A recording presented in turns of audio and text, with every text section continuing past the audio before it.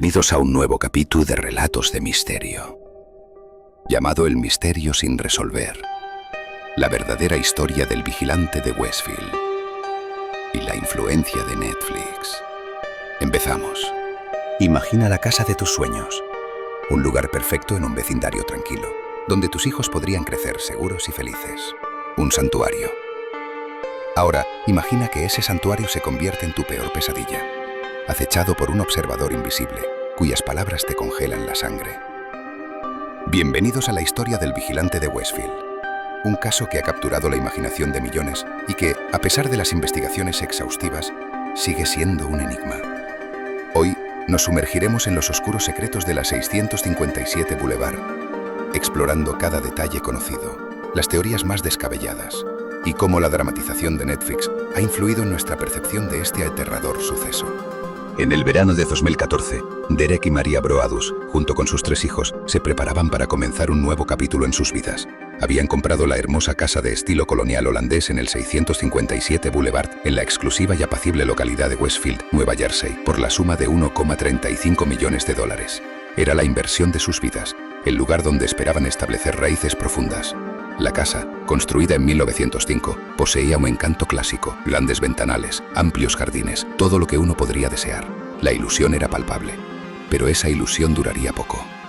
Apenas unos días después de cerrar la compra, mientras realizaban trabajos de renovación antes de mudarse, llegó la primera carta. Una carta anónima, escrita a máquina, con una caligrafía inusual.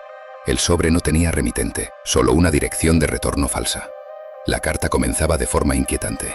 Estimados nuevos vecinos en el 657 Boulevard, permítanme darles la bienvenida al vecindario. Hasta ahí, todo normal. Pero lo que seguía era escalofriante. El autor se presentaba como el vigilante, un protector autoproclamado de la casa que había estado observándola durante décadas, antes de que se construyera su gran muro, y que su familia había sido responsable de observar la casa durante generaciones.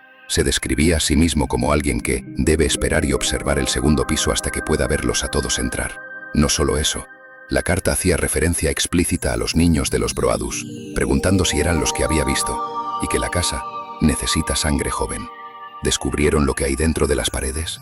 Preguntas que helaron la sangre de Derek y Maria. La familia Broadus intentó ignorarlo, pensando que podría ser una broma de mal gusto, pero las cartas continuaron llegando, cada una más personal, más amenazante. Mencionaban los coches de la familia, el color de la pintura interior que habían elegido, los nombres y apodos de sus hijos.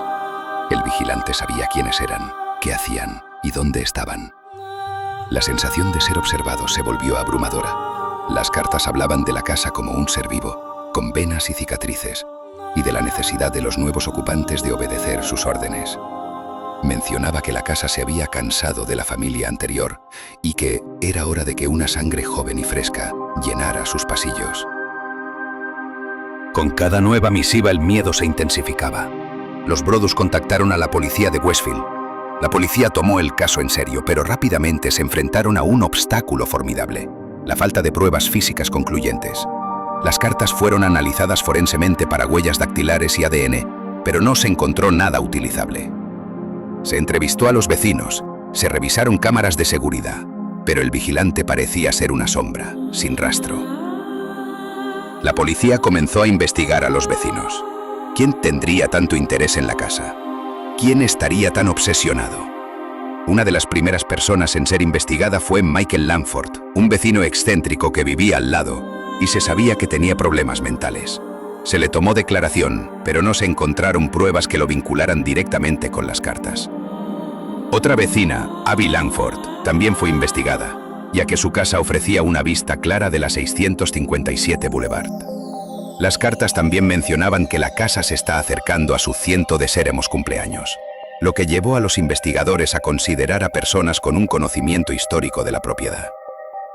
La familia Goods, los anteriores propietarios que habían vivido allí durante 23 años, aseguraron que nunca habían recibido cartas similares. ¿Por qué ahora? ¿Por qué los Broadus? La presión sobre los Broadus era inmensa. No podían dormir. Cada ruido, cada sombra, los hacía saltar. La paranoia se apoderó de ellos. No llegaron a mudarse completamente a la casa. Vivían en un estado constante de terror. Intentaron vender la casa, pero ¿quién compraría una propiedad con una historia tan oscura? La casa se convirtió en una carga económica y emocional insoportable. Se intentaron diversas estrategias. Los Brodus instalaron cámaras de seguridad por todas partes, pero el vigilante seguía siendo elusivo. Incluso contrataron a un exagente del FBI y a un investigador privado para desentrañar el misterio. Se llegó a especular con que el vigilante podría ser un antiguo empleado del USPS, Servicio Postal de Estados Unidos, debido al conocimiento de los patrones de entrega de correo y la aparente habilidad para eludir la detección. Sin un culpable identificado, el caso del vigilante de Westfield se convirtió en pasto para la especulación pública. Se formularon innumerables teorías, algunas más plausibles que otras. Una de las más persistentes apuntaba a un vecino o a alguien cercano a la comunidad.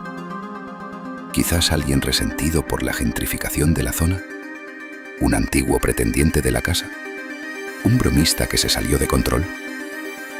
Una teoría que ganó algo de tracción sugería que el propio Derek o Maria Brodus podrían haber fabricado las cartas para salir de la compra de la casa, aunque esto fue rápidamente desmentido por la policía y la lógica.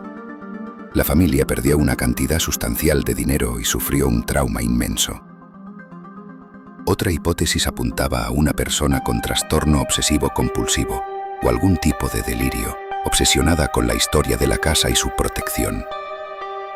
Se analizó la redacción de las cartas en busca de pistas psicológicas.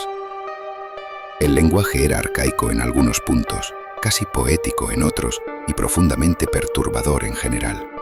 La casa llora por ti. El vigilante es quien controla la casa. Estas frases denotaban una profunda conexión emocional y una perturbación mental por parte del autor.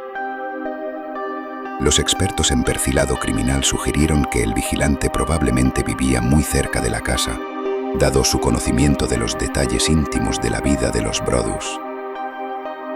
Entre los sospechosos más recurrentes en la esfera pública y en los informes periodísticos, además de los Langford, se encontraba Robert Kaplow, un profesor de instituto que vivía cerca y era conocido por su conocimiento de la historia local y por ser un poco excéntrico. Sin embargo, no se encontró ninguna evidencia que lo vinculara. También se rumoreó sobre la participación de antiguos empleados de la casa, o incluso de algún residente mayor con un fuerte apego a la propiedad y sus tradiciones. Aquí es donde entra la influencia de la serie de Netflix.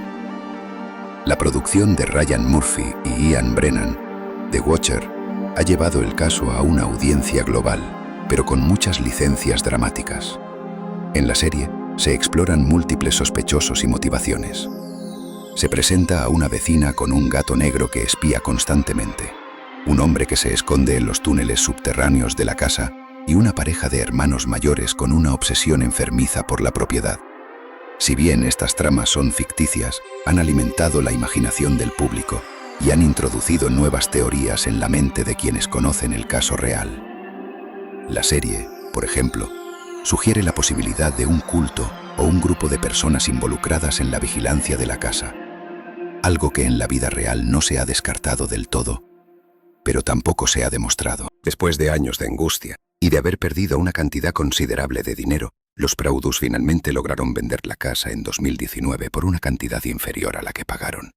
Lo hicieron a una pareja que había sido informada sobre la historia del vigilante, pero que sorprendentemente no ha reportado ninguna carta desde entonces. ¿Significa esto que el vigilante ha desaparecido? ¿O que su objetivo solo eran los Brodus? El misterio persiste. ¿Qué opinas tú? ¿Tienes alguna teoría sobre la identidad del vigilante? Déjanos tus comentarios abajo.